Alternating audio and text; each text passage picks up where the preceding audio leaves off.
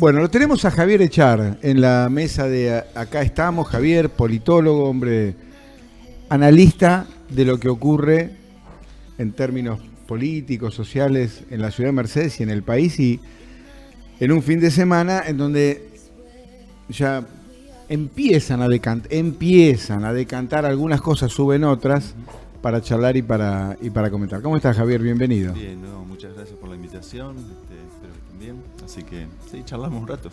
Acércate, Dale, yo dale. tengo esa paranoia de creer que la distancia, ¿no?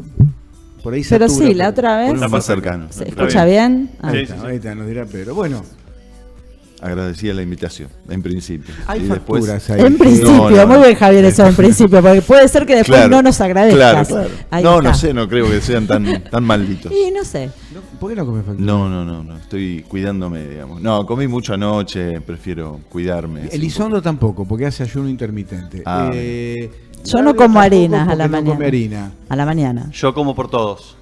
No, pero lo probaste todavía. Todavía no.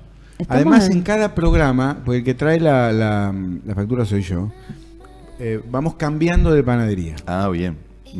Hasta Y que bueno, hasta entonces que los no que la- tienen que tener el veredicto son ustedes, de cuál es la que anda Yo lo bien. tengo, yo lo tengo. ¿Y es esta? No. No es esta. No es bueno, esta, pero yo no lo digamos sabía- dónde es entonces. Ya lo sabías de antes. Lo sabía de antes. Sí. Claro. Y Pero- tenemos también. Le vas hay dando un- chances a otras panaderías. No, vamos a dar una chance que uno diga, ah, sí, los escucho. Deja, Claro. no me debes nada. Claro. Esa pasa a ser Está la esperando, no va ocurre. panadería por panadería buscando que alguien le diga hasta ahora Claro. nadie. Igual- Como dicen los chicos, no estaría ocurriendo. Las tortas negras son las de la panadería de San Marco. San Marco, bueno, De toda la pero, vida. Sí. Yo no soy de facturas mucho. Sí. pero eso, Lo que pasa es a mí, y creo que a los tres por ahí, a mí particularmente me lleva a mi infancia. bueno, yo escribí un cuentito sobre eso. 20 y 7. Que nunca lo 27. terminaste de retocar para que lo leamos. No, sí, Don Ventura era de Vélez, ¿cómo no? ¿Está retocado? Está prácticamente, sí. Don Qué Ventura lindo. era de Vélez, se llama el cuentito. Para Buenaventura Guinovart, que Ajá. era el propietario de la ¿De cuál? 20 y 7. Vamos a decirlo al revés. 20. 7 y 20. La esquina de 7, donde aún hay una panadería. La esquina Está de la tu casa. panadería. La esquina de tu casa. Claro, bueno. Sí, yo vivía a la vuelta, está claro. Don Ventura era de Vélez y el Mirá. cuento está anclado en la. Bueno, no importa. El Tano Mirá. Gelusi aparecía. No. en Ese es el cuento- otro. En ese cuento no. Está Vos- en medio vos por el haces barrio, cuento pero. del barrio. Es del barrio. No. No escribo. Yo escribo cada tanto. Casiari de Mercedes vos hacés del barrio. Está bien. No, Hay que pintar el barrio. Pero hay de Mercedes y hay de Mercedes y hay otros que no tienen. Podemos hacer una. Yo tengo los míos también. Claro. Así que podríamos hacer un intercambio cuenteril. Cosas Está muy bien. disparadores. Está muy bien. En momentos Sí, sí. disparadores y surgen Sí, algunas sí, cosas. aparecen, ¿no? Esas cosas. Sí, cómo no. Sí. ¿Qué pasó el fin de semana pasado? ¿Qué pasó? Bueno, ¿qué pasó para mí? Digamos, fue bastante sorpresivo. Yo creo que había venido, ¿no? Hace unos sábados atrás y me había aventurado. Nunca erré tanto como estas elecciones, digamos, ¿no? Bueno. Y pensaba que era diferente, el resultado iba a ser diferente, porque, claro, uno en definitiva se va manejando con ciertas relaciones, y esas relaciones habían puesto un alto muy fuerte a uno de los candidatos, concretamente a Milei. Y a veces uno proyecta a Sí, partir de su... no hablemos con idioma de Veda, ya se puede decir. Exacto. Milei. No, claro. Y bueno, claro, porque empecé así, ¿no es cierto? Bueno, eso fue la primera sorpresa y la diferencia fue una sorpresa aún mayor, digamos. Pero ya se veía venir otra cuestión, que yo no sabía si eso alcanzaba para llegar o no, que era justamente la experimentación de una bronca muy generalizada durante mucho tiempo en la Argentina, que creo que tiene que ver con una forma también de haber concebido la política, ¿no? Una cultura política determinada que se ha ido desarrollando, que se pensaba que se podían estirar las cosas casi al infinito sin que esto tuviera resultados negativos. Y en definitiva ocurrió lo que, bueno, después claro, con los resultados puestos te permite un poco mejor cerrar ciertas cuestiones que uno las tiene medio elucubradas en la cabeza, pero que hasta que no esté el resultado no sabes qué es lo que sucede. Así que bueno, y a partir de ahí se abre un escenario diferente. Que la verdad que ha sido una semana bastante interesante para seguir pensándola. Yo no dejo de leer o ver cómo van comportándose las cosas, porque algunos movimientos me han sorprendido. Lo digo positivamente, ¿no? La primera pregunta es qué pasó, la segunda es qué pasa. Claro. ¿O qué está pasando? Yo lo pienso así. Creo que la otra vez lo dije, porque es algo que me parece que hay que tener en cuenta. Ninguna experiencia se repite a la otra. O sea, estos fenómenos como Milei no son novedosos en esta última etapa de la vida histórica mundial. Han ido apareciendo distintos, pero cada uno tiene su particularidad. No es lo mismo, digamos, un Bolsonaro que Milei. Por más que uno lo pueda identificar con ciertos elementos comunes, yo siempre pensé que era otro tipo de fenómeno. Y en ese sentido, entonces, sí, en ese sentido me parece interesante empezar a pensar qué caracterización tiene Milei, digamos, ¿no? Y a mí me parece, me cuesta ubicarlo con exactitud, digamos, no me atengo a los que lo caracterizan o intentan caracterizarlo como una persona de derecha fascista. A mí no me encajaba eso. Por varias características, yo identifico al fascismo con 3 o 4 características y algunas no me cerraban exactamente.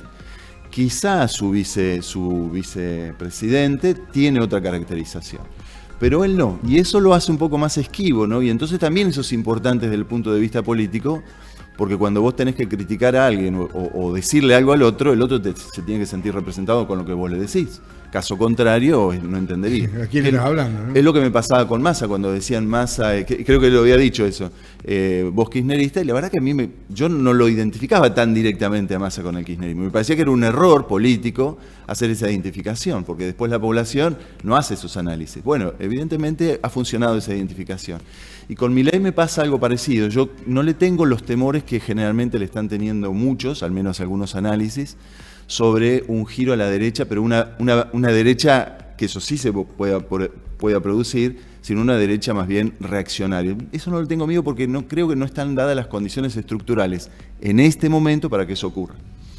Y por lo tanto hay que ver qué es lo que va a ir haciendo. Y sus primeros movimientos son movimientos que en principio lo que están tratando de generar es una situación de gobernabilidad, que ahí es donde yo sigo teniendo mis temores, ¿no? Creo que lo había dicho, lo había dicho la otra vez porque lo vengo repitiendo de todos lados. Para generar gobernabilidad, es decir, la posibilidad de que un plan de acción sea llevado adelante, vos tenés que tener algunas características. Y esos son los que me parece que la experiencia comparativa de América Latina es la que uno tiene a mano para observar. Y vos tenés que tener una legislatura afín, porque tenés que introducir reformas que pasan por la legislatura. Bueno, él no la tiene. Vos tenés que tener, sino una corte cercana, como lo tuvo Menem. Digamos, muchas cosas que tenés que hacer, la corte se expide finalmente y dice, va en favor tuyo. Tampoco la tienes. Una corte, digamos, en ese sentido, ha mostrado un profesionalismo, una cierta independencia. El primer mecanismo es deseable, el segundo no. Totalmente, sí, ¿no? Sí. Yo estoy hablando de cómo se garantiza la gobernabilidad. Después podemos decir cuál de esas nos parece más satisfactorio. El tercer elemento es tener los poderes fácticos a tu favor. Y lo que podemos llamar el círculo rojo, digamos, tampoco era, al contrario, le tenían miedo o le tienen miedo a Milei. No es previsible, digamos, ¿no? El otro elemento que yo le presto muchísima atención en la Argentina es el tema de la calle. La calle no la maneja. Y ahí es donde abro un interrogante, ahí es donde yo veo un interrogante de peligrosidad, porque la calle se va a movilizar, digamos, ¿no? Y cuando vos no la controlás, en el sentido que vos no tenés capacidad también de acción o contracción, o es muy limitada, también hay un peligro. Y después no tenés gobernadores, aunque hay un cambio en esta semana, y no tenés intendente. En definitiva, estás complicado para llevar adelante algo, ¿no es cierto? Esa es mi peligrosidad. Yo ahí es donde abro el interrogante del futuro de este gobierno. ¿Qué es lo que veo de esos temores iniciales a los movimientos? Algunas cosas van en una buena dirección. Podemos estar de acuerdo o no, pero digo, la dirección de que por este lado van a empezar a resolverse cosas. Por ejemplo, el tema de los gobernadores, salieron 10 gobernadores a dar un apoyo explícito y bastante concreto. Más allá de cualquier eufemismo de una declaración, los gobernadores salen a apoyar, va a haber un respaldo. El otro elemento es haber empezado a dialogar con varios sectores de la oposición, ¿no? E incluyo a la oposición desde el PRO hasta ciertos sectores del peronismo que están dando vuelta ahí y que van a terminar apoyando eso. Eso también te da garantías de que, bueno, algunos planes de acción van a tener que ser impulsados y coordinados y consensuados. El diálogo con el peronismo tal vez tenga, por lo menos a priori y después del resultado electoral, el inconveniente de una interlocución que no se sabe para dónde sale. Perfecto. ¿No? Porque, estoy de acuerdo, Darío. El peronismo tiene que resolver su crisis post-derrota, su liderazgo. ¿Qué es lo que deja esto? Justamente un proceso de fragmentación muy grande en toda la oposición. Digamos, salvo, digamos, el PRO, que también tiene su ruptura, pero que tomó partido. Juntos por el Cambio, de hecho. No, eso desapareció, eso dejó de existir. Es un recuerdo. Eso, claro, dejó de existir inmediatamente. Pero lo que vos decís también yo es lo que estoy avisorando. No hay un interlocutor, no hay, y va a generar, esa fragmentación va a generar una inestabilidad durante un tiempo, creo yo, prolongado. Porque no es fácil reconstituir esos lazos políticos al interior de los partidos o de lo que queda de los partidos. Y el peronismo, en ese sentido, cualquier derrota tiene un proceso de facturación interna que es interesante, porque aparte podemos decir quién quedó sin estar lesionado o quién quedó con capacidad de que su lesión sea tan sencilla que pueda avanzar en un proceso de reconducción. Nadie. Porque vos podés decir Kicillof ahí abroquelado. Cuando vos ves el mapa electoral de la provincia de Buenos Aires y ves la Argentina, estamos reduciendo en términos cuantitativos a pocos distritos. En términos cuantitativos importante, pero en términos de representación real es poco, digamos. Las provincias prácticamente no tienen una identificación tan clara. Y por el otro lado, provincia de Buenos Aires, cuando vos ves nada más que el color, te das cuenta que eso está reducido a un aspecto muy, muy, muy chiquito del Gran Buenos Aires. ¿Se puede pensar en un proyecto a partir de eso? Bueno, por el momento yo creo que no. Eso puede darse más adelante, pero ahora no. Entonces me parece que toda esta semana ha sido de justamente, ¿no? Todas esas interrogantes los tirás al aire y vamos viendo cómo se va resolviendo. Y ha mostrado, y acá tengo mis dudas, quién es el que está atrás dándole cierta, capaz que es él, ¿no? Y ahí está mi prejuicio, yo no creo que sea él, pero ¿quién está? Porque ha tenido movimientos interesantes para observar, ¿no? Estas posibilidades de hablar acá, de tocar acá. Una pregunta, vos decías recién del tema de la calle, que coincido con vos, que es lo Sí. que a mí me da más temor, el tema de que obviamente cuando toque algunos resortes o toque algunos sectores o específicamente algunas cuestiones estatales, va a salir gente a la calle. Y que el hecho de que hayan llamado a Bullrich para seguridad Obviamente. tiene que ver con Claro, eso, ¿no? sí, Porque sí. no tiene otra persona, digo, sería, más allá de que coincidamos o no, sería la persona más... Digo que ese temor está presente y se nota con el haber llamado a Bullrich. Está claro, Claudio. Sí. Digamos, yo creo que la calle, cuando digo la calle, son aquellas organizaciones que no se atienen a una organización partidaria y que tienen justamente su autonomía. Y que ya están, digamos, las declaraciones están tan claras e incluso se sabe que va a tocar algunas cuestiones. Cuando ya empieza a decir que digamos, va a cerrar Telam, va a cerrar la televisión pública, CONICET, algunos lugares. Está claro que esos sectores no se van a quedar en silencio. Y porque, entre otras cosas, no pasó tanto tiempo de una experiencia, yo no creo que vaya a ser similar, pero que uno puede decir tiene un aire de familia, digamos, ¿no? Que es la experiencia de Menem. Allí hay muchos sectores del sindicalismo o sectores de las organizaciones sociales que se empezaron a producir, los piqueteros son de esa época, que han ensayado lo que podemos llamar la experiencia de la práctica. Entonces saben cómo actuar ante esta situación. No es que los agarra distraído y se tienen que rearmar. Los sindicatos, he tenido contacto por el lugar de trabajo, ¿no? Me dijeron cómo es la cosa y enseguida ya me dijeron que están ahí atentos a cualquier movimiento. Y eso implica una movilización. Las movilizaciones son difíciles de controlar, sobre todo cuando en la calle se moviliza. Y hay distintos tipos también de organizaciones.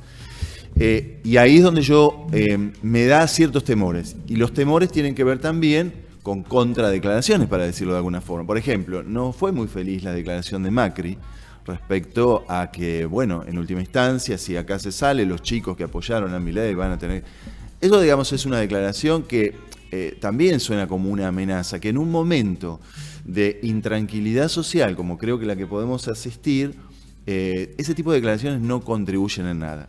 Dicho esto, que ahí es donde yo, y digo, para darle sentido a lo que vos decís, fue toda una señal eso, no fue simplemente darle un lugar por el cobro de haber apoyado y haber ganado. Fue ese lugar específico. Fue ese lugar, sí. que si no lo ocupaba ella, lo podía ocupar la vicepresidente o alguien cercano a ella.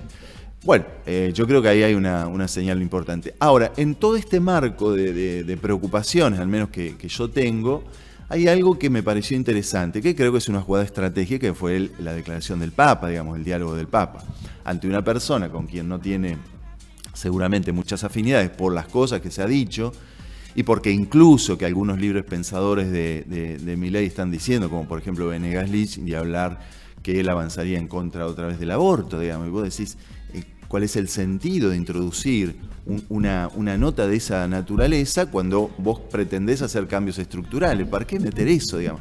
Yo tengo algunas respuestas por qué esas cosas pueden ocurrir, pero digo, en el marco de eso, que el Papa haya salido, a mí me pareció un gesto muy interesante, creo que está viendo algo, justamente esto que estamos hablando, y por lo tanto no quisiera ver una situación de difícil control o de un control que puede terminar mal, ¿no?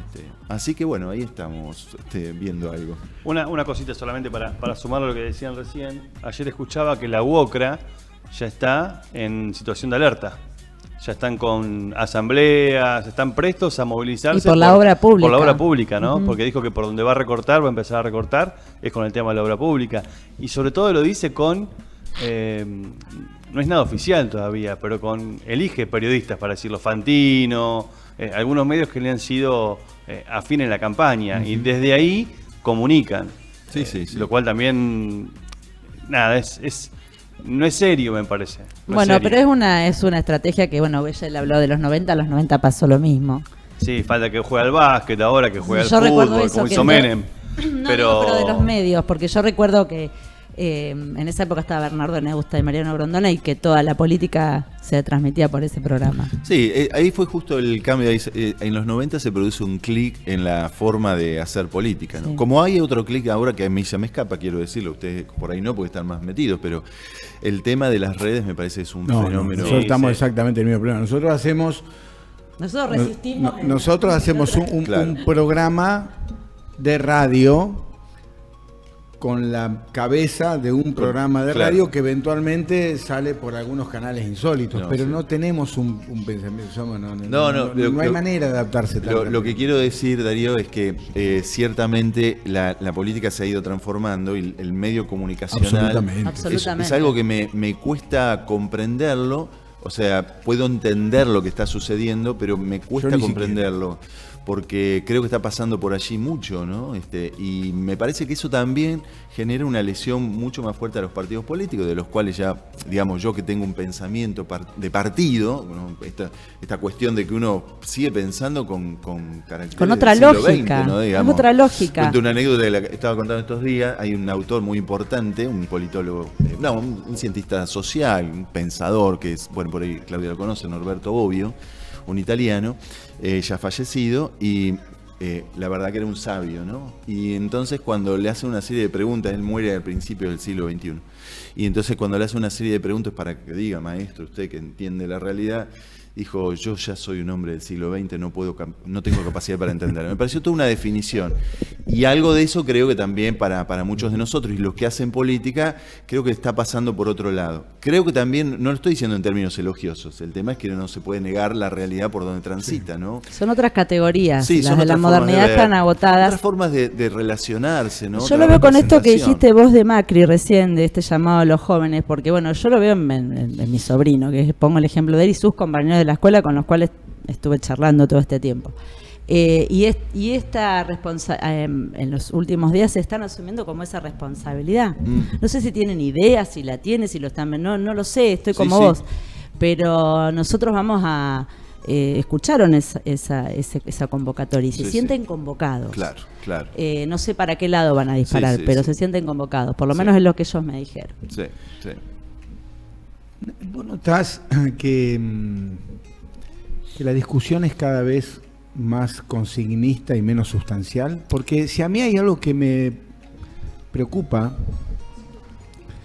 recién lo charlábamos con Mariano Elizondo. A Mariano lo convocamos para hablar de sociedades anónimas deportivas y asociaciones civiles sin fines de lucro, que es un tema interesantísimo y que se coló en la última parte de la campaña, porque solo se supone, que Massa defendía y Milei la otra. Bueno, entonces Yo lo que advertí en ese tramo de la campaña y por ese tema en particular, tal vez porque me generó mucho más interés que el resto de la campaña que me tenía totalmente patilludo, como estoy citando mucho a mi abuela Rina esta mañana, pero no tengo otra, patilludo. Incordia, le faltó decir, ¿incordio? ¿Decía incordia? No. Ah, porque incordio, eso era... No, más refinado. Abuela decía patilludo, decía emperifollada. ¿Qué plato? ¿Qué plato? ¿Qué churro? Hay palabras que me identifican claramente. Claro. De Enrique el Antiguo. Ningún problema. Bueno, pero la discusión de esa, yo tengo una posición tomada, o sí. más o menos. Ahora, lo que sí yo le decíamos a Mariano es que la discusión era absolutamente consignista. Era como en el Martín Pescador, en donde vos pasabas y en secreto de un lado te decía, ¿te gusta más de chocolate o de vainilla? Ibas por... Y se perdían los matices, y se perdía la sustancia, y se perdía la posibilidad de entender las cosas, y entonces quedaba valores o conceptos como, por ejemplo, la seguridad es un concepto de derecha, la tolerancia es un concepto de izquierda, la eficiencia de derecha, la solidaridad de izquierda. Una pavada. Y yo digo, me da la sensación de que ese curso del debate público nos aleja aceleradamente de la posibilidad de entender las cosas y de lograr síntesis y de ponernos a charlar en serio. A mí me preocupa eso. Me preocupa que hay como una cosa de... Y las redes en ese sentido, justamente, que las redes fomentan el dictamen, no el diálogo, porque uno en las redes se transforma en un emisor de sentencias. Dice, Caramelo es un imbécil. Digo, ¿no? Y el otro dice, no, vos porque, qué sé yo, con una agresividad, parado en un lugar de emisor de mensaje casi oscuro, secreto, ¿no? Inclusive con esa hasta posibilidad de no revelar identidad. Y nos quedamos sin debate, nos quedamos sin charlar, nos quedamos sin conversar. Bueno, eso me preocupa mucho, porque si a eso le sumás esta inestabilidad social, el manejo titiritiresco de la inquietud social en la calle, a favor o en contra de uno y del otro, y el hecho de que en la Argentina se discuten, digamos, algunos aspectos complicados en medio de una macro trágica, el resultado es explosivo. Y a mí eso sí me preocupa. Cuando yo hablaba sobre ciertas pérdidas, me parece que, y sobre el tema de los medios de comunicación en la actualidad, me refiero a eso, digamos, ¿no? Es cierto que todo lenguaje político tiende a manejar ciertas categorías de pensamiento para agrupar lo que serían identidades. Por ejemplo, el tema de la casta, para mí es un reduccionismo, pero no dejó de ser efectivo porque te simplifica la realidad. Pero justamente ese es el defecto, la simplificación y la eliminación de otras posibilidades de seguir dialogando. Cuando yo hice referencia al tema de Milei, digamos, la dificultad de ubicarlo, es un intento justamente, un ejercicio intelectual más sólido, de intentar profundizar y no quedarme con que es un fascista. Porque si yo te catalogo como un fascista o de derecha, inmediatamente las categorías aparecen para que entonces vos vas a ser represor, vas a estar en favor de la familia, en favor de la nación, ¿no? Una serie de categorías que funcionan automáticamente porque somos seres culturales, somos seres sociales y ya tenemos en nuestra mente esas construcciones. ¿Cómo hacemos un esfuerzo? Estoy plenamente de acuerdo, Darío, porque me parece una preocupación absoluta.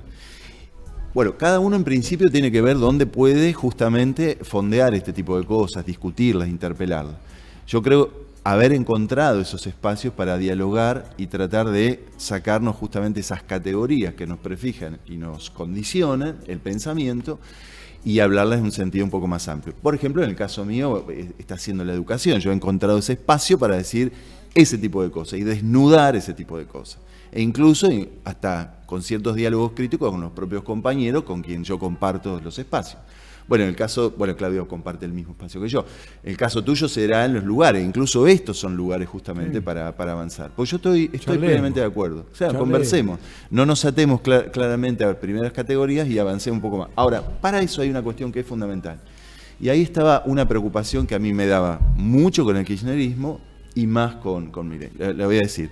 Para dialogar vos tenés que construir un espacio público. No hay diálogo posible si vos no tenés un espacio público abierto, que implica el reconocimiento de que vos sos un portador de una verdad distinta a la mía y cuanto mucho hablamos y coincidiremos o no, pero te seguiré respetando. La lógica que estaba detrás del kirchnerismo, que era una lógica filosófica anclada a una serie de autores, a mi modo de ver lo que contribuía justamente era a eliminar eso, o al menos parcelarlo. Esa lógica amigo-enemigo, sustentada en un autor, un intelectual que era Ernesto Laclau, implicaba de alguna forma que si yo estoy en un lado, vos estás en el otro y con vos no sé si tengo ganas de dialogar, porque en última instancia vos sos todo lo que yo no soy y mi identidad se construye en función de la negatividad tuya. Eso es altamente peligroso y para mí esa fue la crítica mayor que yo siempre le he hecho al kirchnerismo, porque me parece que culturalmente afectó mucho. Digamos, Si ¿no? tuviéramos que sintetizarlo, diríamos la grieta. Bueno, justamente es eso, pero la grieta se construye sobre algunos que pensaron cómo se recupera una identidad política en el marco del neoliberalismo. Fue así, digamos, hasta te lo digo con buen sentido. ¿Cómo repolitizamos a la sociedad? Bueno, por lo pronto... El enemigo común. Construyamos quiénes son los otros y pongamos en la vereda de enfrente. El tema es que en un momento determinado los otros también podía ser vos mismo. Y entonces ahí es donde se empezaron a producir las ausencias de diálogo y la intolerancia con el otro. Eso por un lado. Cuando viene Milei, la casta es una exacerbación de eso, porque la casta implica una reducción justamente de un sector de la población y el resto, en el cual yo estaría fuera de eso. O sea, yo me sentiría identificado con el exterior y la exclusión es aún mayor. Por eso, como estoy plenamente de acuerdo con lo que decís vos, me parece que es necesario justamente la recuperación de un sentido de lo público, un sentido abierto, plural, tolerante. En ese sentido, ahí sí vienen mis clases, yo pongo en discusión a los alumnos y en todos lados a una serie de autores, por ejemplo, creo que Claudio lo va a conocer, Hannah Arendt, que es una pensadora, digamos, judía, que padeció una serie de situaciones y que ella transita, esto mejor dicho, yo no tomo algo, no es que lo inventé yo sigo más o menos esos pasos como muchas personas. Me parece que la reconstrucción de un espacio público vibrante, interesante, abierto, es el que va a permitir eso. Y lo otro, y te cierro con esto, es la pérdida de los partidos políticos, en el cual ahí sí soy nostalgioso, porque eso no vuelve. ¿Y cuál es el problema? El partido político, te guste o no te guste, te daba ciertas categorías para discutir al interior muy fuertemente, y había ciertas cosas, pero llegaban como consecuencia de una discusión interna, y vos en cada partido sabías que de determinadas cuestiones se pensaba A, B o C, y se permitía eso dejó de existir. Y ahí sí, ahora sí, créeme que termino. Con el tema de los medios de comunicación digitales como en la actualidad, implican lo que vos dijiste, eslogan. Y no hay pensamiento, digamos. Y la anulación del pensamiento a mí me parece que es un poco el peligro que el siglo XXI está transitando en estos momentos. Javier Echar, con nosotros, ha sido un gusto. Nunca no. Me pregunto ahora, en este momento, sociólogo, politólogo, No, exactamente. politólogo. Javier Echar, politólogo. ¿Por sí o por no, Javier? Opa. ¿Desciende gimnasia? No desciende gimnasia. Bueno, de ninguna manera yo desciende gimnasia. no comí la factura porque realmente estoy Estás nervioso. Es tenso. más, tenía una reunión, suspendí todo ¿A qué hora es? a las 6 de la tarde. A las 6 de la tarde. ¿Hoy se define? No, Sí, hoy se define. vamos gimnasia. Bueno, esperemos. Yo tengo mi candidato para que descienda, no es gimnasia. Ojalá, Bueno, tengo mucho. ¿será de la raya? Amigo, no, un Bueno, está un bien. juninense. Bueno, señoras, señores, Javier Echar ha pasado por acá. Estamos